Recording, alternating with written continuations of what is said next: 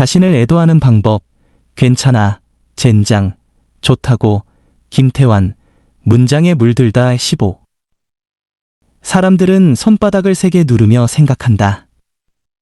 사람들은 생각하고 또 생각한다. 나는 날 때부터 행각승이 되고 싶었다. 세상에 온 것이 싫었기 때문이다. 모든 사람들이 도망 중일 때 그들은 결국 어디에 있는 것일까? 그들은 어디에 있는 것일까? 일러스트 조선 DB. 한유주의 소설달로 2006. 때로는 내 안으로 도망쳐야 할 때가 있다. 멀리 갈 수가 없다 해도 내 안은 미로니까. 남들이 길 안을 못 볼 테니까. 그런데 내가 내 안에서 길을 잃으면 어쩌지? 헤매다 지쳐 쓰러져도 결국 내 안으로 돌아오겠지. 한유주의 소설 암송의 한 대목을 읽어본다. 모든 사람들이 도망 중일 때 그들은 결국 어디에 있는 것일까? 그들은 어디에 있는 것일까? 삶이 되돌아오고 그렇게 누구나 익사자들의 생을 살게 되는 그때, 하나의 음악에 두 귀가 휩쓸려가지 않도록 자신만의 음악을 입안에 단단히 메어두는 그때, 사람들은 손바닥을 세게 누르며 생각한다. 사람들은 생각하고 또 생각한다. 한유주의 소설 암송 중에서 가장 비밀스럽고 나만이 알고 있는 비밀, 그 비밀을 말하고 싶어 못 견디는 것이다. 말하고 싶어 더 내면으로 도망치는 욕망을 어떻게 해야 할까? 어떻게 하면 좋을까? 말하고 싶다. 말하고 싶다. 입속의 새치뼈, 한 덩어리의 혀가 감추고 있는 유령과도 같은 기억들. 말하고 싶다. 사람들은 생각하고 또 생각한다. 말하고 싶다. 말하고 싶다. 말하고 싶다. 암송 중에서 하지만 이럴 때는 말하지 않는 편이 낫다. 그러니 안으로 닫혀 존재의 심연으로 깊어지면서 은유적인 독백조로 웅얼거릴 수밖에 없다. 우찬재 문학평론가. 알록달록한 것을 만드신 신께 영광을 돌려라. 박형서의 소설 핸드메이드 픽션 2011. 기적도 염치도 없는 비정한 현실에 맞서는 손쉬운 방법이 있다. 나 자신을 애도하는 것이다. 애도하는 길은 세상이 원래 힘들고 고통스럽다는 걸 받아들이는 식이다. 그러나 그렇게 끔찍하게 수치심까지 느낄 필요는 없다. 괜찮아, 젠장, 좋다고 라고 외치는 배짱이 필요하다. 개가 당신 다리를 물면 당신도 개 다리를 물어보라. 절반은 두렵고 나머지 절반은 흥분으로 변의 심장에서 요동치리라. 오늘 하루만 당신 안에서 허풍쟁이가 되어보면 어떨까? 전쟁기념관의 귀주 대첩 기록화 앞에서 지휘봉을 쥐고 먼 산을 향해 진군을 외쳐보는 것이다. 미친 것일까? 한번 미쳐본다고 세상이 달라지지 않는다. 그렇다고 남에게 피해를 줘선 곤란하다. 박형서의 소설집 핸드메이드 픽션에 나오는 단편 나는 부티의 천년을 이렇게 쓸 것이다를 소리내 읽는다. 바로 이 순간부터 유럽에 닿기까지 200년에 걸친 기나긴 여정이 시작된다. 궁금하면 내년이나 내후년에 나올 내 책 부티의 천년을 참고하시라. 깜짝 놀랄 만큼 재미있을 예정이다. 전봇대로 이를 쑤시는 괴물과 맞닥뜨리고 중동의 사막에서는 수압저울을 발명해 부자가 되기도 한다. 성인 독자를 위해 반쯤 벗은 아낙네들도 등장시킬 작정인데 특히 이 부분에는 스즈키 하루노부 풍의 우키요에를 손수 그려 넣을 참이니 조금만 기다렸다가 꼭 사읽으시기 바란다. 최고급 스포츠카들의 폭풍 추격신도 고려했지만 때는 12세기였다. 박형서의 소설 나는 쓸 것이다 중에서 소설 속 나는 일종의 편집증 환자다. 내 소설의 아이디어를 누군가 갈취하고 있다는 망상에 빠져 있다. 기존 유명 작품들이 죄다 내 것이라며 씩씩거린다. 그러니 남이 빼앗지 못하도록 나는 장편소설 부티의 천년에 담을 내용을 장광설처럼 떠든다. 때로는 허풍쟁이가 되어보자. 나 자신에게 말이다. 그렇다고 현실이 바뀌진 않겠지만 바뀌지 않는다는 걸 알면서도 우리가 시를 읽고 소설을 읽으며 문학을 논하는 것과 같다. 오늘부로 잠깐 유별난 괴짜가 되어 판타지 작가를 꿈꾸는 것이다. 사사로운 관찰, 기묘한 환상, 기발한 착상에 빠져드는 것이다. 알록달록한 것을 만드신 신께 영광을 돌려라. 얼룩무늬 젖소처럼 두 겹의 색을 가진 하늘에 헤엄치는 송어의 점점이 박힌 장밋빛 반점에 갓 불붙은 석탄 같은 떨어진 알밤에 작은 새의 날개에 목초지 휴경지 경작지로 조각조각 나뉜 풍경에 그리고 모든 생업과 일을 위한 연장과 도구와 장비에 완전히 다르고 독창적이고 진귀하고 기이한 변화무쌍하던 무늬가 있든 어떻게 글이 되었는지 누가 알까? 빠름과 느림, 달콤함과 시큼함, 빛남과 흐림을 가진 이 모든 것에 아름다움을 초월한 신을 그를 찬양하라.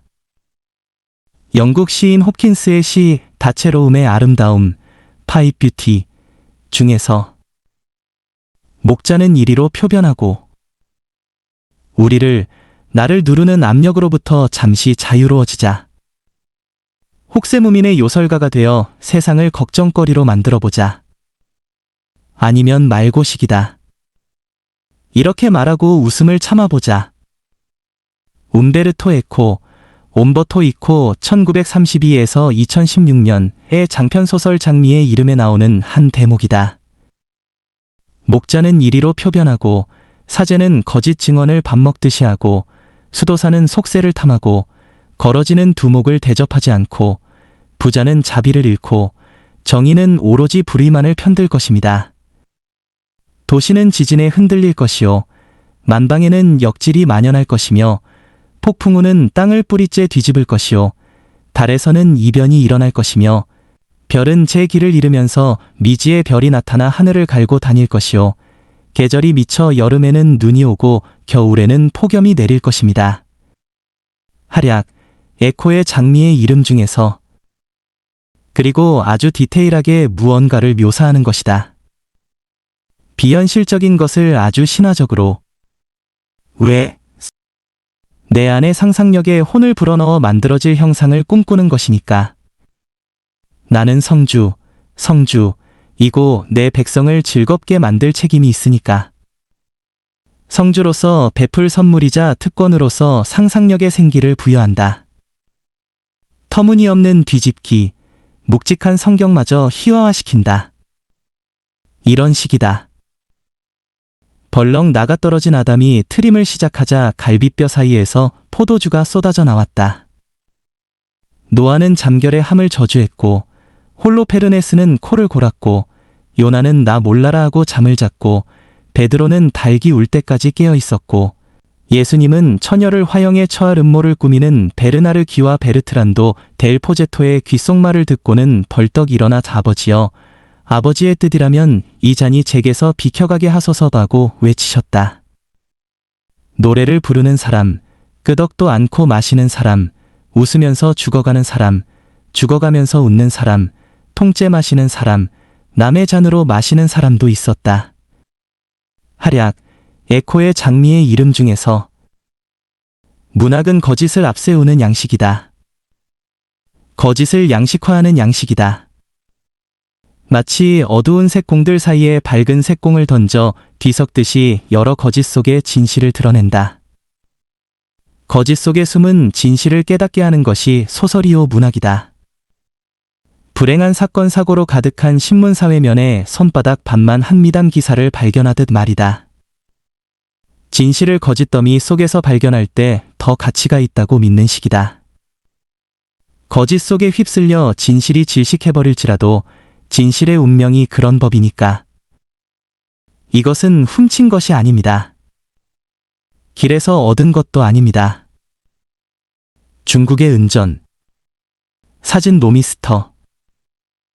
문학은 피천득, 피천득 1910에서 2007년의 수필 은전 한 입에 나오는 은전일지 모른다. 가공할 삶의 목적, 현실의 고통을 극복할 용기, 지금의 내가 미래의 내가 아닐 수 있는 가능성, 그리고 새로운 도전과 극복이 은전 한 입이리라.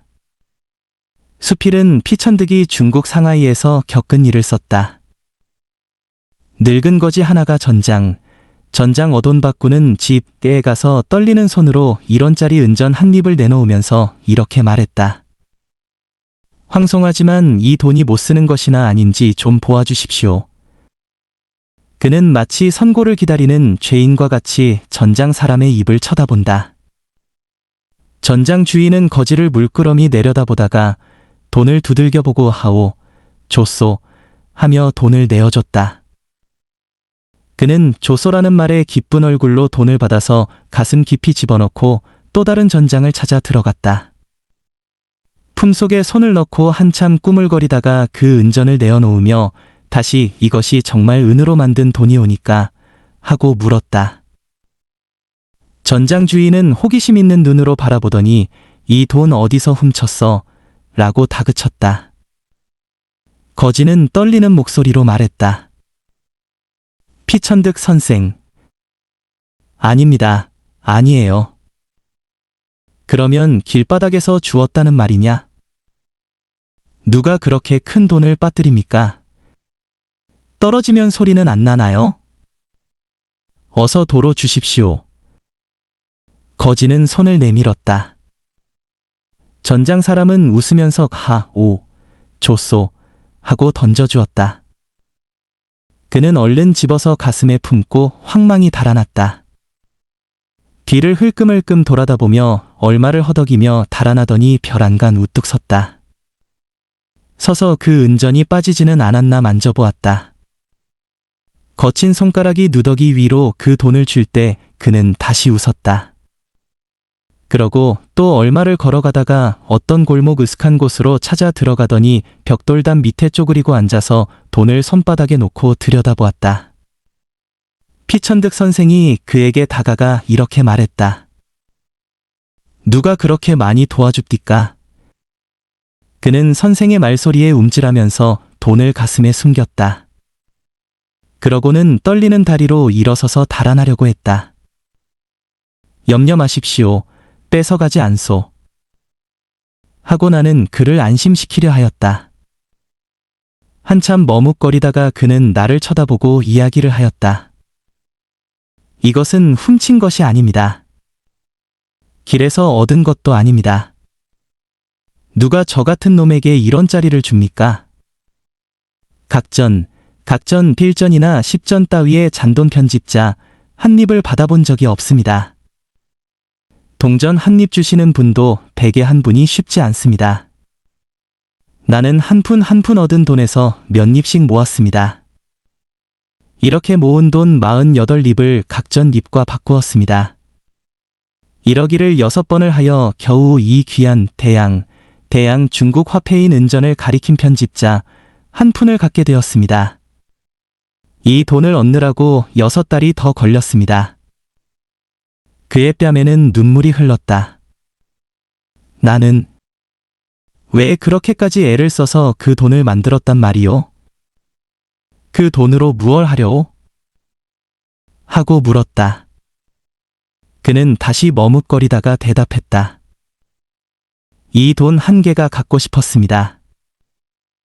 문학은 꼭 내게 필요 없는 은전 한 입일지 모른다. 너무나 갖고 싶은, 그러나 내게 없다 해도 아무런 일이 일어날 것도 아닌, 그래도 꿈을 꿀 수 있는 게 은전이다. 은전이 바로 문학이다. 문학은 빵이 아니다.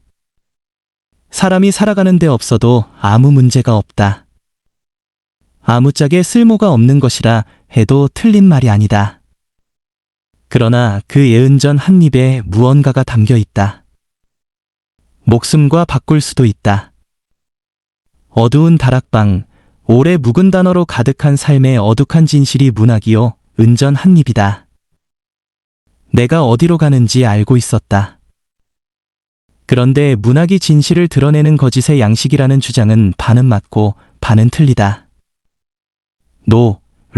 시인 이문길, 리문길 84의 작품들은 정색을 하고 진실을 말한다. 그에게 문학은 궁극의 장르다.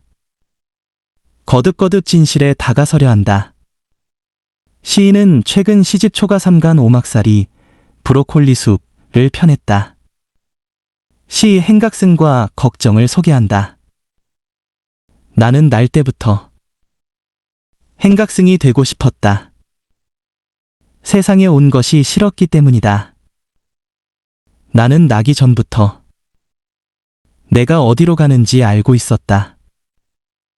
떠나온 곳으로 돌아가도 아무도 없다는 것을 알고 할 수 없이 가던 길을 계속 갔다. 나는 갈 곳이 없어도 가는 행각승이 되고 싶었다. 사는 것이 싫으니 아무것도 먹고 싶지 않았다.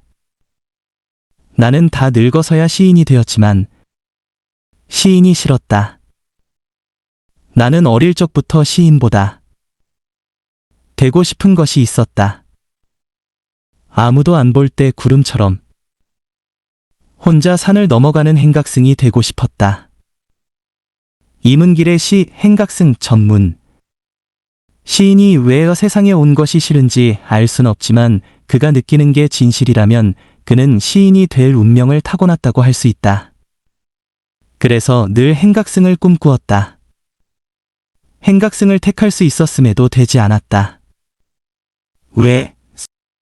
삶이 행각승과 다를 게 없으니까. 그는 운명론자처럼 가던 길을 계속 갔고 40이 넘어 시인이 되었다. 시인이 되었지만 시인이 싫었다고 고백한다. 행각승을 꿈꾸었지만 행각승이 되지 않았던 것과 같은 모순이다. 삶은 모순이니까 독자는 그의 진심을 이해할 수 있다. 시 걱정과 새 한 마리를 소개한다. 새벽까지 불 켜놓고 있는 집을 보고 있으면 걱정이 된다. 옛날 젊었을 때 우리 부부처럼 싸우느라 밤새도록 불 켜둔 것 같아 걱정이 된다. 왜 싸웠는지, 무엇 때문에 싸웠는지, 그때 왜 싸웠는지 알 수가 없다. 이문길의 시 걱정 전문. 잊히지 않는다. 나 초등학교 들어가기 전 저녁 무렵 지금은 없어진 옛 대구농고 커다란 전봇대 나무 메타세콰이어에 어디서 날아와 잠들어 버리던 비둘기만 한 새 한 마리. 한평생 잊히지 않는다. 앉자마자 솔방울같이 잠들어 버리던 새 한 마리. 이문길의 시 새 한 마리 전문. 그날 이후 나는 하늘을 쳐다보는 교인이 되었다.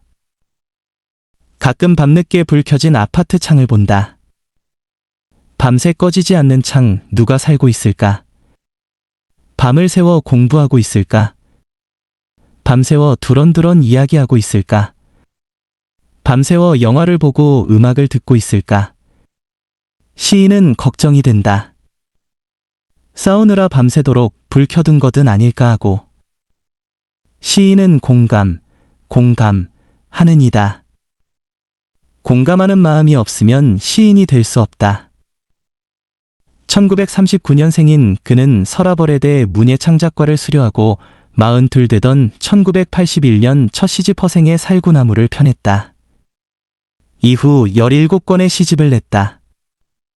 그리고 시산문집 성남사 도토리, 동시 선집 눈물 많은 동화 또한 펴냈다. 두 책은 작년에 나왔다. 노시인의 산문망의 딸을 소개한다. 언제던가 나와 아내, 딸 셋이서 청도 운문사에 간 적이 있다. 방문객은 우리뿐이었다. 그날 성철 스님이 오셔서 비구니들에게 법문을 하고 있었다. 나는 그날 범같이 무섭게 생긴 성철 스님의 얼굴을 처음 보았다. 스님은 이상하게도 말씀을 하시다가 자꾸 우리를 쳐다보았다. 우리는 큰 소나무 아래에서 오도 가도 못하고 서 있었다. 그 후 산은 산이요 물은 물이라는 스님의 말씀을 듣고 왜 중이 되었나 물어보고 싶어 해인사 산골짜 끝에 있는 암자를 찾아갔다. 마침 스님은 출타 중이시고 웬 젊은 중 하나가 나를 보고 숨어버리는 통에 하는 수 없이 담 아래 자라고 있던 담쟁이 덩굴만 몇 개 뽑아와 집담 밑에 심었더니 잘도 자랐다. 그러나 3년을 지나지 않아 담쟁이는 담을 넘어 이웃집으로 건너가 할 수 없이 모두 뽑아버리고 말았다. 그 후 나는 성철 스님에게 딸 하나가 있는데 그 딸도 승려가 되었고 스님보다 먼저 세상을 떠났다는 것을 알았다. 나는 그 소식을 듣고 성철 스님 집안이 망했다는 것을 알고 슬펐다.